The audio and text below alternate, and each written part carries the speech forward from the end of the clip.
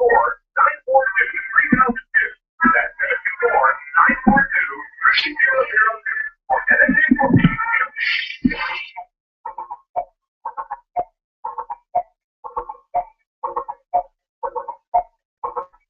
morning, everybody.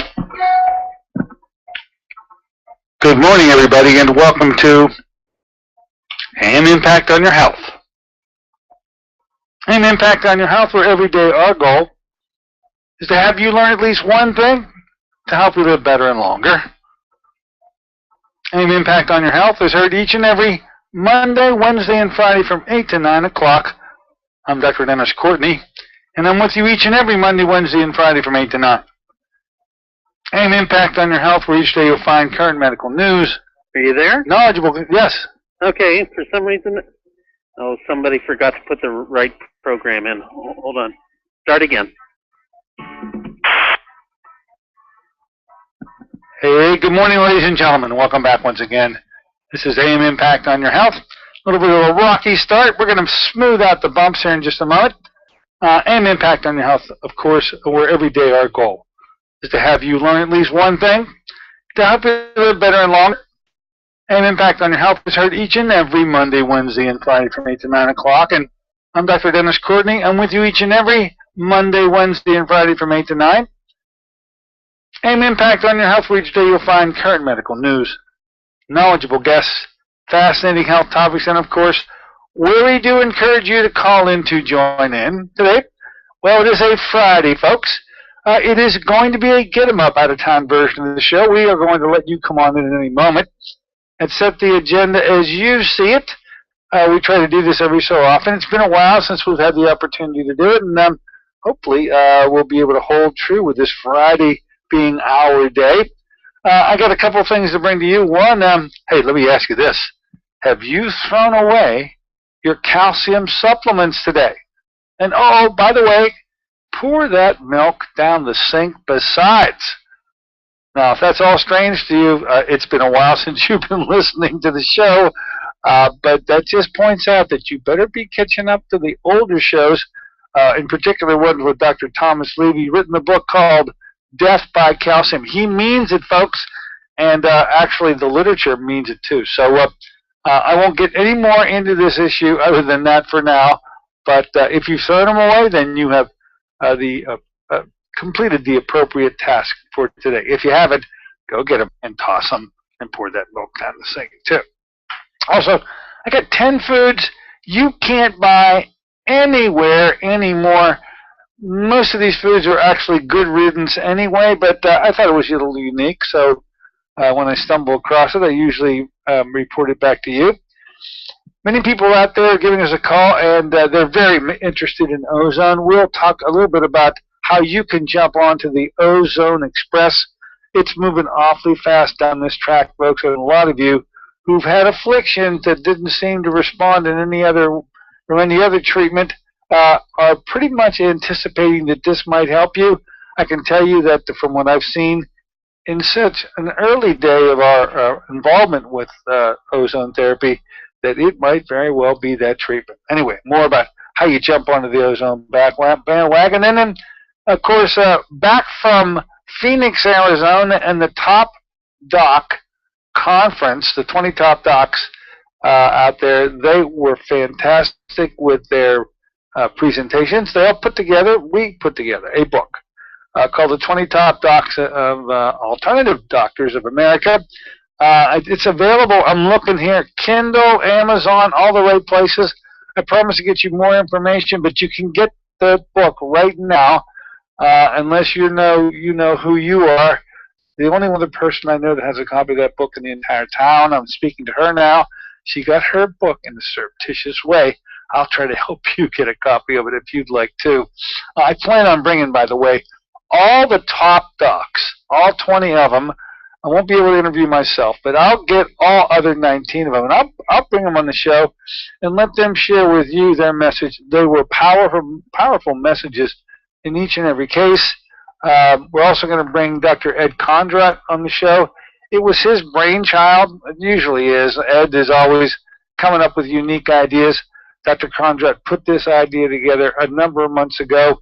it really took shape, it took form, and it led to the gala event that I attended this past weekend in Phoenix, Arizona. Just a bastion, a haven for alternative medicine doctors. They're all living there, folks, because the climate, non-hostile climate for medical boards. They have their own medical board, our group of doctors. Anyway, as they come to the show, we'll have them talk a little bit about the Phoenix haven that they live in and why they're living there, and a whole host of other things.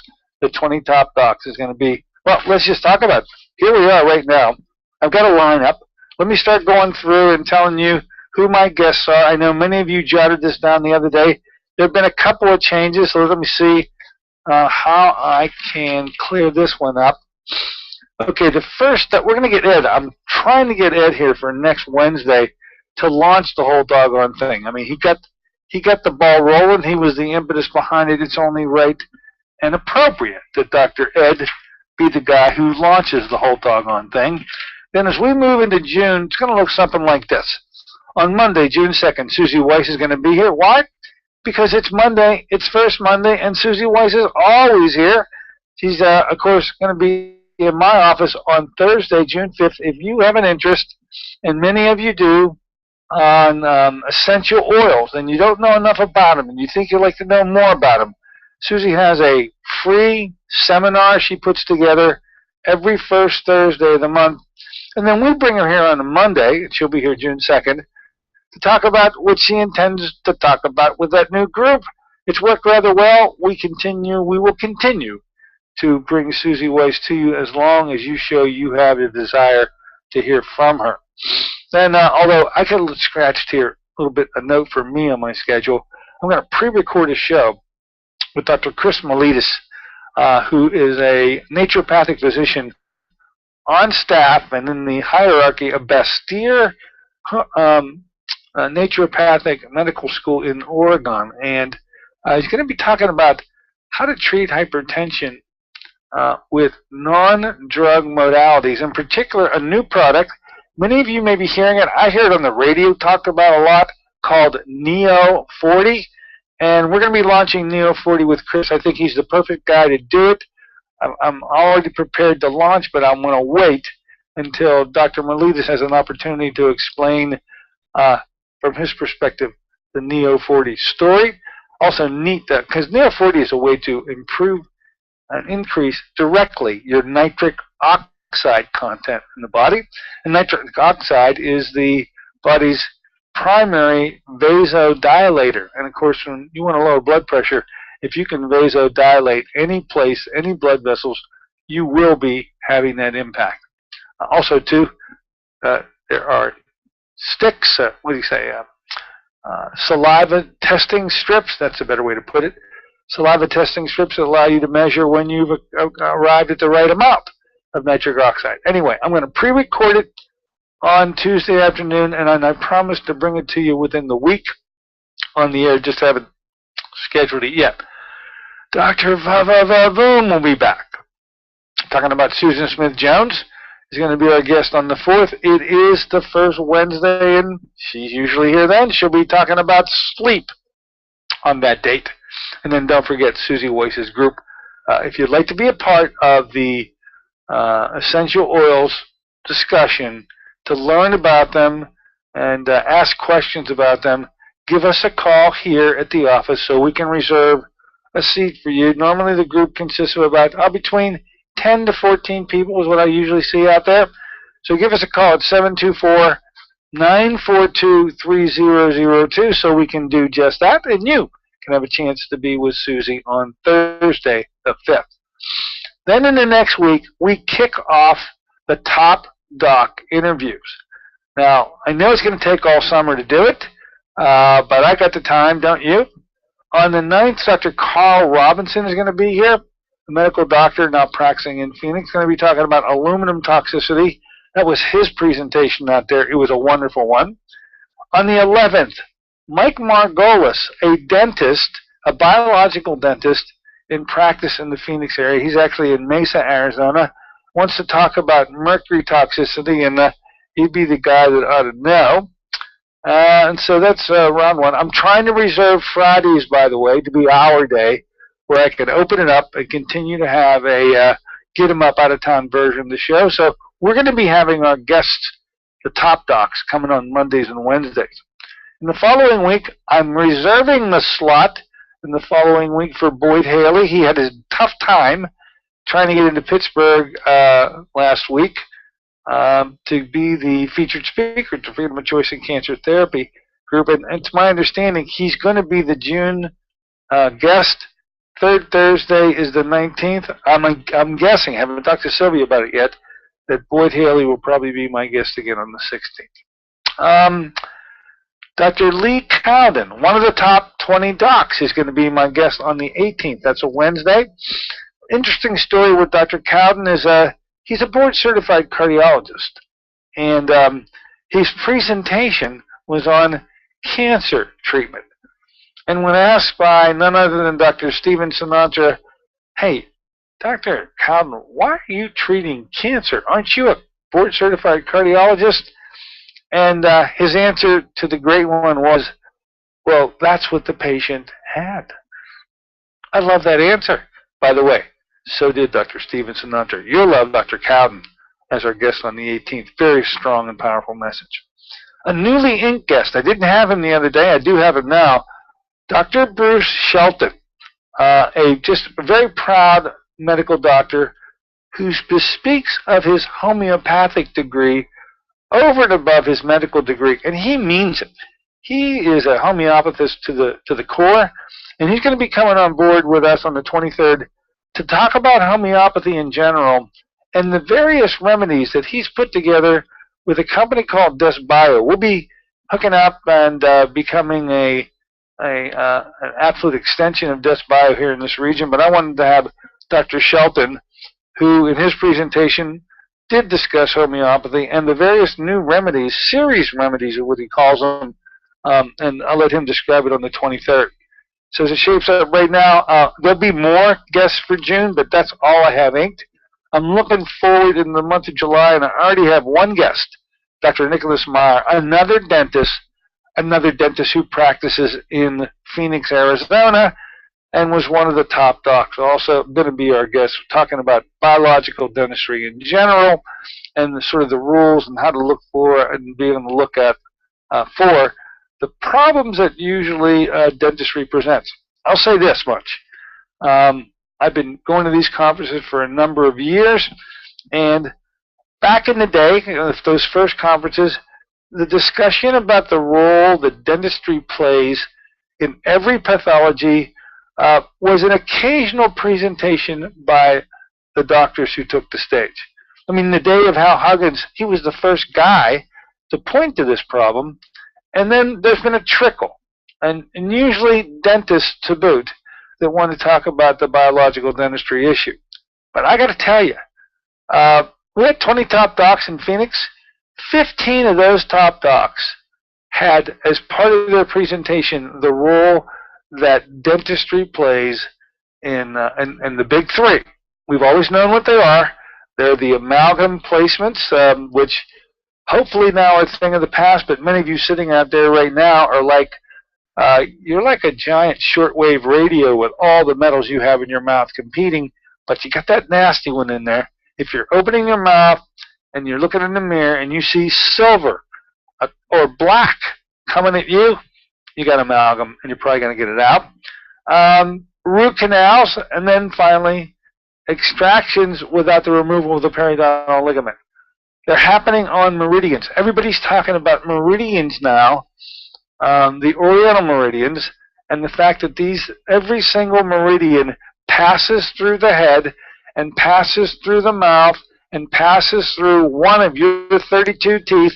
And if you do something to that tooth that isn't good and kosher, that meridian is going to squawk at you and cause some very terrible problems. It's just that frequent in the literature and that frequent in presentations that the issue keeps coming up. You will need to keep looking for biological dentists. We will identify them and we will bring them to you. We'll bring them right on this radio show so you can speak to them, I promise. And that's about the way the schedule is shaping up for now. I continue to work in the background to fill up the schedule even more. Remember, there's 20 of them. Well, 19 can interview myself, and but that's okay. These guys I've all considered. No one's ever turned me down. As I went up to them, they're looking forward to meeting in Pittsburgh, and I'm looking forward to bringing them to you. And it will all be launched as we turn into the month of June. Okay. Why don't we take a short break? We've opened it up to you today. This is a get 'em up out of time version of the show, folks. You can come on in at any time and take control of this thing and drive this bus. The number to do so, 412-825-6262.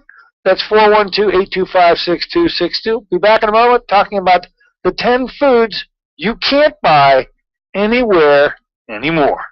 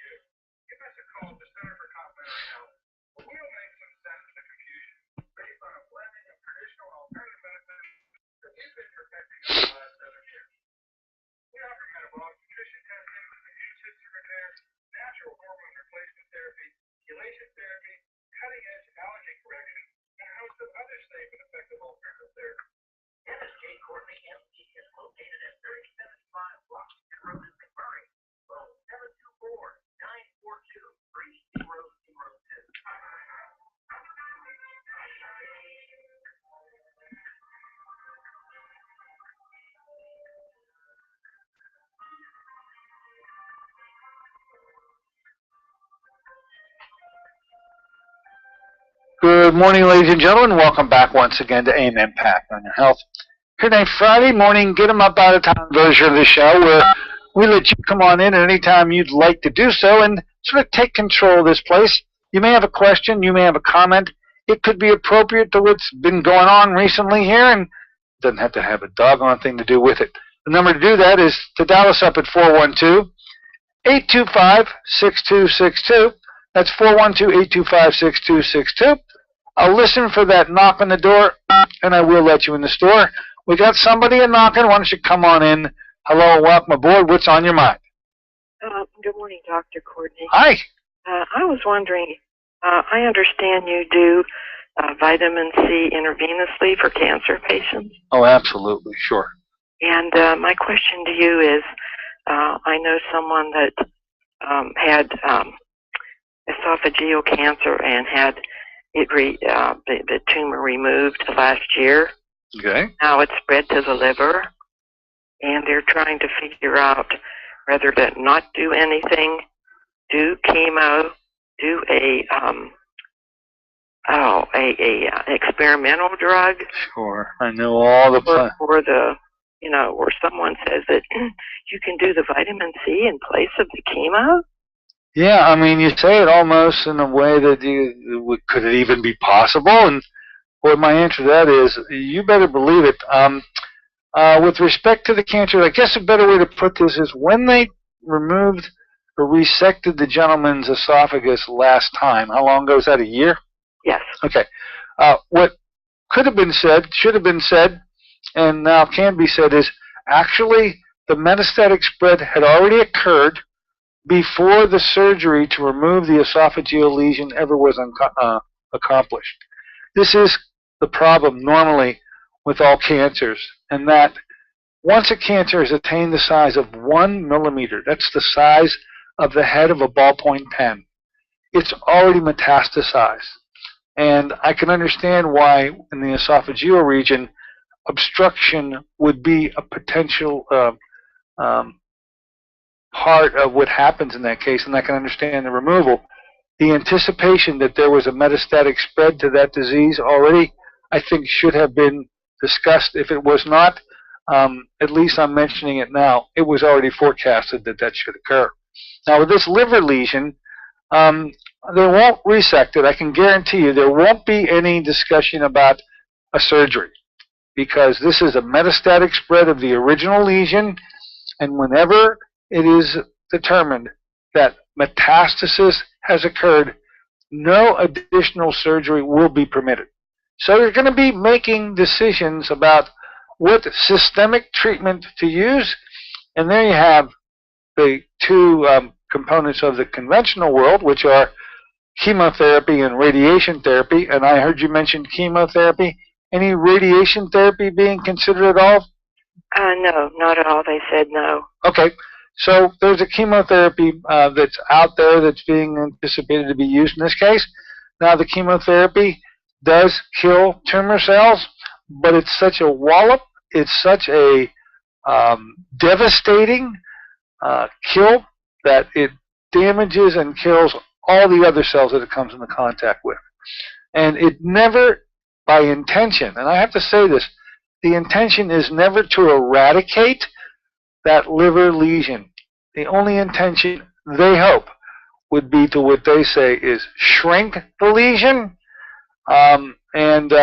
If they can get the shrinkage, it doesn't mean it's going to hold for all that long. So look, one of the things, and it's becoming something that I'm quite proud to be able to present, and have done so for years, vitamin C, believe it or not, and you sounded like you were incredulous that vitamin C could do this, but it does so. It can kill tumor, will kill tumor, and will not harm any other healthy tissue. It will only attack the tumor. Now, isn't that a better mousetrap? Isn't that a better way, as opposed to these devastating chemotherapeutic agents that ravage and completely devastate the entire body, no matter where they come into contact? And that's just the oncology way. They claim they're getting more sophisticated. They claim there's going to be genomic testing that's going to allow for specific therapies. They're not there yet. So we're still dealing with the chemo of 30 and 40 years ago, and it is a bad deal, no matter how you shake it. Even though this experimental drug that they talk about. Oh, you should run away from experimental. How about this one?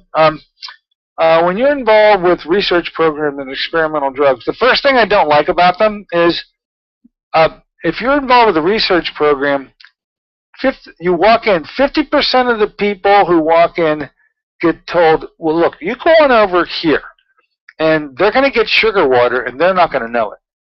And then the other half is told to go over here, and they're going to get the drug, the experimental drug, and they don't know it. The doctors don't know who's getting what, because that's called double blind. And what you got is a conundrum of complete screw-ups. The people who really needed a drug may get it, may not. And the drug they're getting has not been tested out enough, so there could be really devastating consequences with it. I say when it comes to drug trials, and I notice there's a new law that's moving through the country called Allowed to Try. Okay, have you heard about this law? No, I haven't. Well, I saw it in the newspaper just this week, and there are a couple of states that are allowing to try. In other words, if you are afflicted with a cancer and there's a drug, an experimental drug out there that hasn't been approved yet, there are states that are trying to say, look, these patients should at least be allowed to try that drug. And to the extent that if they could actually get the drug, I almost tend to agree that they should be allowed to make that decision. But being involved in a research program with an experimental drug is a 50-50 crapshoot. Doesn't sound like the way to go to me. Does it sound like that to you? No. Look, I'm sorry to have a dose of reality to bring to this issue. This is a big scary thing you're walking into, but I think scarier is that the failure rate of these chemotherapeutic agents, there is no, I'll close with this. I often have patients, and I think maybe this is the question that you can tell the individual that you're calling me about. I say, there are two questions I want you to ask your cancer doctor the next time you see them. Here comes question number one. Are you ready, ma'am? You'll remember this. You won't have to write it down. The question is, dear doctor oncologist, with my kind of cancer and my stage of cancer, what are the 1, 3, and 5-year survival rates if I do the treatment that you propose that I do? And 1, 3, and 5-year survival rates, okay? Right, they said 1 year. Okay, so okay, he already knows that. So here's my next question, and get ready to have him ask it, which is, okay, doctor, thank you very much. What if, could you tell me, what are the 1, 3, and 5-year survival rates for my cancer and my stage of cancer if I did nothing? If I just went home and I didn't do a thing, what would be my 1, 3, and 5-year survival rates? The answer to the question is there is no difference. There is no difference. Whether you do that chemotherapy or whether you don't. That, to me, sort of answers the question, should I do this or shouldn't I do it? And the loss of dignity and quality of life is so omnipresent. If you do the drug, if you do the chemotherapy, that if you ever speak to the family members of someone that they've lost who went chemotherapy, they looked at them, they talked to me, and they go, I would never allow that to happen again. So I just share that with you. Hopefully that can help, but there's no benefit to this doggone chemotherapy, at least with the vitamin C. It's non-toxic, and it does kill cancer and kills cancer only. And so there's a reason that people are asking for this, because they know that chemotherapy is a loser. It is an absolute loser. There's just no way of saying it any different. Okay? When they asked them about the vitamin C, they said that's a bunch of quackery. Ah, by the way, I got the paper. Isn't everybody doing it? Okay, we'll end this way. I have the only research paper, and I don't think there's ever going to be another one, that was, this research was conducted by the NIH and NCI. That's the National Institute of Health and the National Cancer Institute. It was done in 2005 by a gentleman by the name of Dr. Michael Levine. And so what this paper is, and I know that you want a copy of it, so please call or send a self-addressed stamped envelope and I'll send it to you. This is the only paper where it's actually proven beyond a shadow of a doubt that vitamin C actually kills cancer. I love this paper. I hand it out frequently to any patient who comes in to talk to me about it. I believe that the poor individual who's suffering from the metastatic liver cancer right now would appreciate reading that paper too. I'll be happy to send it to you. Okay? One more thing. The Cleveland Clinic said that they do an injection of ethyl alcohol into the cancer tumor. Ethyl, methyl, gasoline, jet fuel, they'll inject anything.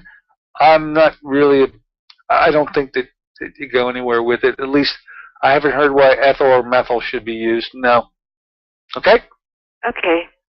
Thank you for the questions. Call up for that paper. At least it should be something you should have in your library. All right? Okay, so how do I find out, how often you would need to do it? Or oh, you know what? If we want to talk about that, you need to schedule an appointment so we can do that one-on-one. That's not a telephone issue, ma'am, okay? All right, thanks a lot. Absolutely my pleasure.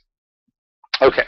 Tough words on the cancer issue, but nonetheless, have to be mentioned. Just a complete loser. Metastatic liver cancer from the esophagus. Where are you going with that? Anyway, you see how it works around here. You can give us a call and ask a question about anything on your mind by dialing us up at 412-825-6262. We have another knock on the door. Come on in the store. Hello, and welcome aboard. What's on your mind? Dr. Courtney. Yes. Good morning. Hi. My question is probably a little less serious, but maybe I wanted to find out about it. You touched base this morning already about the fact 20 docs mentioned, or a majority of them talked about the importance of dentistry in your Oh, yeah. I'm familiar with the mercury problem. I was wondering, I have a lot of root canals, and I was wondering what were they saying about root canals, or what can you do? And then the third one was about the ligament. Can you expound upon that just a little bit? Okay, let's then nail those other two, because there are three things that dentists can do. They can fill teeth, they can do root canals, and they can extract teeth. And in every single case, oh my goodness, such devastation could be foddered by doing any one of the three. The mercury issue, I think you pretty much said you understand that. Right. And I don't think any dentist, can actually look anybody in the eye with a straight face and say how healthy it is to use mercury amalgam. I don't think that's possible anymore, even though I know there'll be a few. Or the ADA continues to try to look at you in the eye and say that. I can't see how they could actually do it and not be laughed at by the other side. But with respect to root canals, you understand when you do a root canal, that tooth, when you walk into the dentist that day, and you usually have a pain problem, the tooth is hurting like the dickens, and you want relief, and the dentist says, look, we can do one of two things. We can either extract the tooth, or we can do a root canal. And almost all of us opt for the root canal. We don't want to lose the tooth, right? Right. And so what they're doing when they do the root canal is they drill down into one of the large roots all the way to the pulp, just about, and then they put absolute alcohol in the tooth, which kills the tooth dead on the spot at that moment. The tooth, from that moment forward, is a dead tooth. And then they go ahead, now the tooth is dead, it can't hurt anymore, right? Okay. Dead tooth, nerve dies, blood vessels die. They fill that canal that they made with the drill all the way to the pulp with some material. They use gutta-percha, which is like rubber bands for a while. They've changed over and used other. And then when they finally fill up the hole, they put a crown, a cap of some type on it. And you got the pearly white. It's sitting there, and it's able to be used in mastication and chewing. But it is a dead tooth. We agree, correct? Right. There's a problem with that. And the problem is that this dead tooth, even though it's hard as a rock, it's dead. And so bacteria intervene tomorrow and find that tooth, and anaerobes are the kind of bacteria that will digest that tooth. And all the while, from that point forward, you have a subclinical bacterial infection going on all day, every day. And what's happening is, and I think the motivation for why it's making it into all the Top Doc presentations, is that tooth is sitting on a meridian, acupuncture meridian, that controls, and all the organs are passed through the teeth and every one of the teeth. And so whatever meridian that sets on, you can expect that you will probably have problems in the organ or organs that the meridian controls. So that it's pretty much, I think I heard the guys talking about cancer. Any cancer that shows up, they're looking for the root canal done on the same side of the mouth as the cancer is found. It's now just a standard way of looking at, okay, where's the root canal? And the patient says, how do you know I have a root canal on that side? And the doctor says, well, you have a cancer on that side. So root canals, by sparing us the ability to use it to chew with, create devastating diseases of the future. Unfortunately, there is no other correction that will be able to rectify your pain problem and not put you in jeopardy for any other disease other than, here it comes, you extract the tooth. You don't do root canals, you extract the tooth, and I think, unlike days gone by, where the only way to deal with the empty space between the other teeth there was to get a bridge or a crown, today with the the implanted teeth, whether they're going to be ceramic or titanium or whatever, they appear to be completely safe and non-toxic, and it looks like there's a good way to handle the problem now. I see. So that's the root canal story. Now the final thing about the ligament that you asked about, Right. can get you into trouble too, because when they extract the tooth, what they meaning the dentist, never do, and I know this because I had a father-in-law dentist that we had this discussion many times, they never remove the periodontal ligament. This is a piece of tissue that connects each tooth to the bone that the tooth sets in. And that's soft tissue. So when they extract the tooth, by luck, half of the time the ligament stays attached to the tooth and there'll be no problem. But the other half of the time it'll stay adhered to the bone and stay right in that very cavity, in that very socket. The gum tissue will grow up over top of it, but that tissue will die. It is dead, and it will putrefy, and the anaerobic organisms will have to digest it. And it's not going to take, 30 and 40 years like it is. By the way, the teeth, after we're long gone, our teeth are going to continue to putrefy. It'll take hundreds of years before our teeth finally are fully digested. It'll take about 6 weeks for that ligament to be digested, and then it rages on and moves right into the bone and forms what's called a cavitation. These are not good to have, and they need to be repaired. And it's funny that the word cavitation does not even appear in the dental books of our dental students here in the United States. It was invented by Hal Huggins. It continues to rest with Hal Huggins. If you use the word cavitation with your dentist, he will look with you with a broad stare. He has no idea what you're talking about. See. There you go. I appreciate it. There it is for your purposes and anybody else that happen to be listening for the first time today. Every so often, the issue comes up, and I pretty much handle it the same as I did today. Should last us for a few months before it comes up again. Thanks a lot. You're so welcome. Thanks for listening. Thanks for calling in. There you have it, folks. The dental story, the cancer story, all in one day. Oh, my goodness. What will be the next story that has to unfold? Let's do this.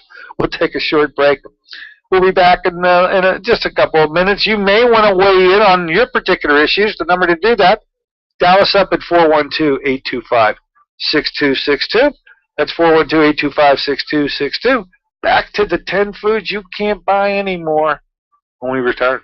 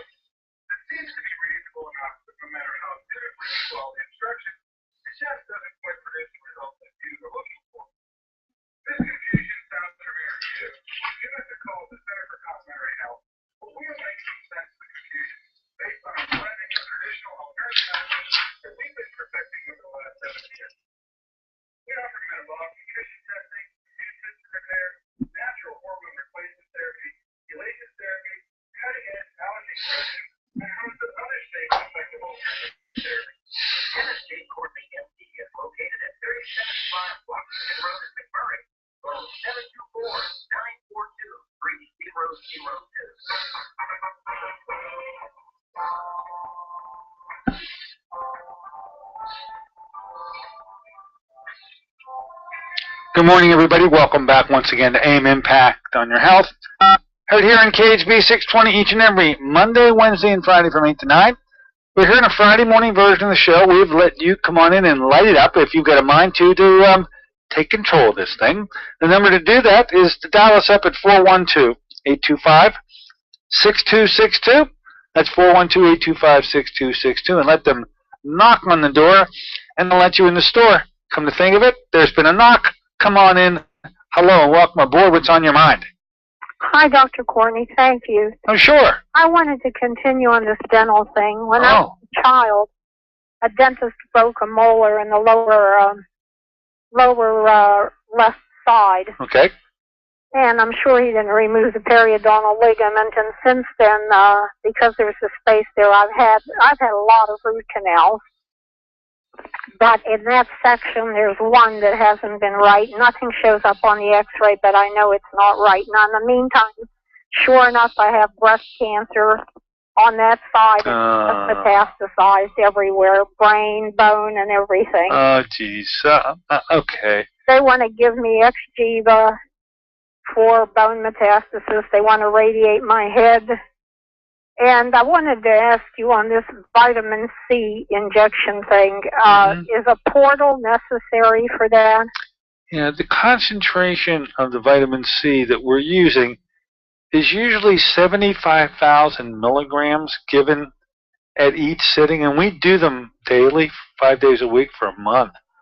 That concentration of vitamin C doesn't do well in a small peripheral vein like the ones in your hand. When you go in the hospital and stuff, they start an IV in your hand and your elbow. The size of those vessels is too small, and so what happens is when you're using that heavy a concentration of vitamin C... I'm sorry, I'm having phone problems. Hang up, I'll call. They're having problems in their central office, they tell me. All right. If you want to hang up, I'll answer the question. No. Okay. But you got to take... and get what we call a PICC line. You don't put a well, port. Maybe I will have to. I don't know. Go ahead. I'll try to listen, and if I have to hang up, All right. Let me just hang up because it's all sorts of scratchy. Good. Hang up. Just for your benefit, the person that called in and anybody else's. With the use of. We still got feedback. With the use of 75,000 milligrams of vitamin C, these smaller veins can't tolerate that. They get necrosed. It's not that there's anything wrong. It's just that the vessel's too tiny to handle such a high concentration of any substance, even if it's safe in like vitamin C. So we ask patients not to get a port in, but to get a PICC line. PICC line is a IV. They put it in the elbow in the X-ray department of all the hospitals. It takes about 15 minutes. It's a no fuss, no muss thing, but they're able to put a catheter in. On the outside, it looks like a regular IV, but on the inside, it threads pretty far up, right to the tip of the heart, which at that level, the size of the vena cava is about the size of a garden hose, and at that level, no necrosis can occur. So hopefully that answers that question. And if anybody has specific questions about their own case, please call up and schedule an appointment so we can talk about it. But the chemotherapy route is an option that I believe every patient should have the opportunity to discuss with an oncologist. But then they get to decide what kind of treatment they really want to have done for them. And after that conversation, and maybe a conversation with somebody like myself, that does and gives you another option, that's when you decide. When you have all the information in front of you, you get to pick which therapy or therapies you want. And you don't have to swallow the conventional line, hook, line, and sinker. Hey, another knock on the door. Come on in the store. Hello, welcome aboard. What's on your mind? Go right ahead. Hello. Hi. Hi. A couple weeks ago, you mentioned that you took multivitamins, and they were algae vitamins. Yeah. Made out of algae. Mm-hmm. And I found that very interesting. Yeah, confusing, huh? Now, where do you get those? Well, what I think is going to be happening is that the way that vitamins have been constructed, either synthetically which there have been some great companies that make them, but to me, they're synthetic, and they always had that downside. There's another group of vitamins that were whole foods, and they just can't be standardized if they're whole foods. What I believe is going to happen as time moves on is that the algae, and there are some 5,000 species, it may be 50,000, I may have my fives wrong here, but there's so many species of algae. One in particular is just so packed with nutrition and vitamins and minerals. It's called spirulina, and it's being grown and harvested as the vitamin. And the nice thing about that is it can be grown organically, and it is 100% assimilable, meaning it's all absorbed into your bloodstream once it gets in your intestines. And we can't say that about other vitamins. They're so difficult to break down that sometimes you can see them in the toilet bowl with the next bowel movement. It's bad, okay? So I've said that there's a product, and we carry it here, and I think that the health food stores will be moving in this direction also, called F3. A company that makes it is called BioAge. Wait a minute. It's called F what? F3. F3.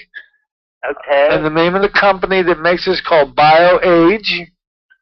And so BioAge. And this is the brainchild of a Dr. Michael Kiriak, who's a Soviet scientist, and developed this product in the 1970s. We're able to get it now through Toronto, and I believe it is the finest supplement going. It's what I take. It's what I recommend my patients take.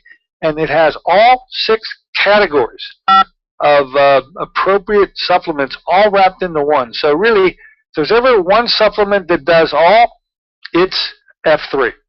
So I can purchase this from you then, huh? You could call up. That's right. There are some health food stores that actually have it. Difficult to find. You could also go to the website and see if there's another place to get it besides. All right? Yeah, I'd rather get it from you. How much does it cost? Call Kim and ask her. Actually, I don't know. Okay, Kim? Yeah, call Kim. The number is 724 942 3002. 3002. Thank you very much, Doctor. All right, ma'am. Thank you. Bye. Bye now. There you have it. F3. I believe it's the finest supplement. Team that up with 4-to-1 oil and astaxanthin, and that's the big 3. Might as well finish off that conversation. We got another knock on the door. Come on, the store. Hello, welcome aboard. What's on your mind? Yes, Dr. Courtney. Again, on the ozone therapy, now you inject that with a fluid, right? Not directly as a gas. If you're getting intravenous form of it, yes, we're mixing it with saline. So we sort of IV. We have 130 cc's of saline in the bag. We take 60 cc's of blood, inject it into the bag, mix them together, and then inject ozone, 60 cc's in the bag, and mix them all, and it goes back into you. There is, however, I will tell you, a direct IV approach where you actually take ozone gas, you don't mix it with anything, and you just inject it, and probably within the year, with some additional training, we'll be doing that too, because actually no ozone, and no matter whether you're getting it indirect, like I talked about with the IV bag, or direct, ozone, once it touches tissue, human tissue, there is no more ozone. It reacts immediately. So you're never really getting the gas, okay?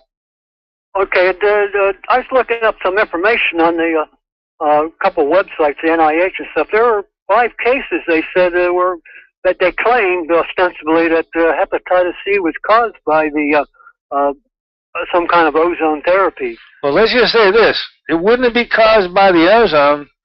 It could be caused by unsterile technique. If you're going to be doing intravenous injections and you don't have sterile technique, I'm going to say, yeah, hepatitis might, as well as any other infection. But no hepatitis organisms can grow in an ozone environment. So, by the way, the research program we're involved with, and we are involved with an IRB, all of our results are being sent to the FDA for the very reason that you mentioned. We have to have documentation that when certain rules are followed, the public needs to know that ozone is absolutely positively safe, and it is. And so as we conduct our research, all of our casework will be turned in, and ultimately the FDA will get it, and that is the same FDA that you're thinking about, and that's the one I got to report to, but it'll keep everybody honest, and I can tell you that ozone does not, I repeat, ozone does not cause hepatitis. Absolutely, positively impossible. Okay? So I thought too, and I suspected the same thing you did there. Oh, one last thing. What is I know a friend of mine has bone on his knee. What is the percentage of success with ozone therapy for the knee? 98%. How much? Excuse me, did I stutter? So, what did you say, 80%? I said 98%. 98? Yeah. Well, he's going to go for a double knee replacement. I would say that maybe he should just hesitate a bit, but look, that surgery is always there for him, right? So that right, he's afraid of it. Okay, so there's a way to avoid that surgery and at least forestall it so that at another time, if this didn't work out for him, he could go to the surgery. But he's going through the VA. I don't know. Do they do that? Well, the way I can hear it, he won't be able to get an appointment until 2020. Oh, I see your point. Okay. Look, we can talk about, in all seriousness, there's a way to discuss this that puts it in the right perspective. But yes, the percentages are that high. Not repairing the bone on bone, but removing the pain, okay? Right. Which is the whole reason he's having the surgery. He doesn't care if he has bone on bone, eyelash on eyelash. It's the pain that's causing him to want to get this rectified. And so I'm saying there's a 98% success rate according to Dr. Frank Schallenberger. All right? All right. All right, there you go. Have a nice holiday. You too. Thank you. Hey, you see how it works around here? Things get a little out of hand. Look, let me go through my list. I got to tell you what this list is so I can put it away. These 10 foods you can't buy anywhere anymore. In the number 1 slot, you'll remember this, the Hostess Cupcake came out in November 2012. The greatest cake on earth became the cake you can't buy anymore. However, short-lived absence, it was restored back on the shelves in the summer of 2013. You know how many chemicals with that thing.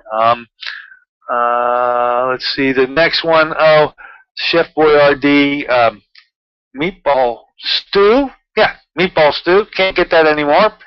And the list goes on and on and on. I think I really deserve to answer the question of the person who's calling in. Why don't you come on in the board? Hello, what's on your mind? Doctor, good morning. Yes. What do you think of alkaline water? I'm in favor of alkaline anything. If you can alkalinize your urine and blood between 7.35 and 7.45, this is the optimum pH, and you need all the help you can get to alkalinize it. And alkalinizing foods put you there. Of course, removing diseases so that your acidity contribution from diseases will lessen the possibility of becoming acidic.